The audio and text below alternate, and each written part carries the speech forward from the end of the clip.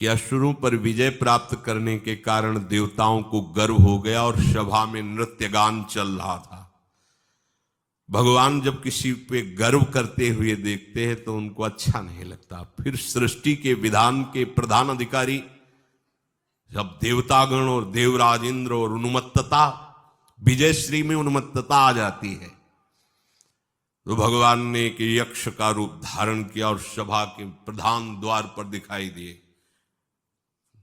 देवराज इंद्र ने कहा कि पता लगाओ ये कौन है, बिना आज्ञा के बिना सूचना के कैसे आ गया है, क्योंकि त्रिभुवनपति है ना।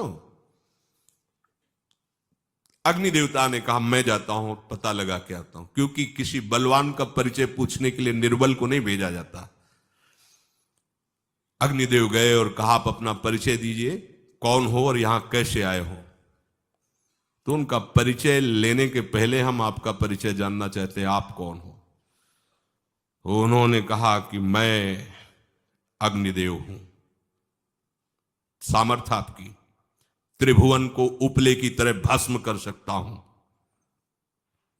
मैं समस्त प्राणियों के उदर में बैठकर अन्न और जल का पचाकर जीवन दान देता हूं, जीवन पोषण करता हूं।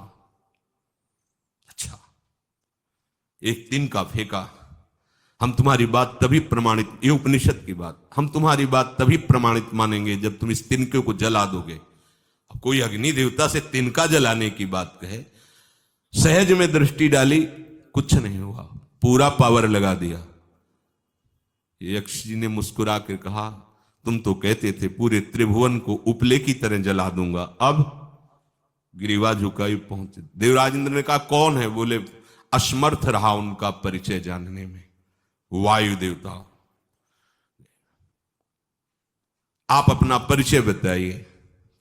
आप अपना परिचय जो आए हो तो हमें पहले बताओ, तब हम अपना परिचय दें। तो उनका मैं महान देव वायु हूं। बल आपका, संपूर्ण जीवों का जीवन हूं।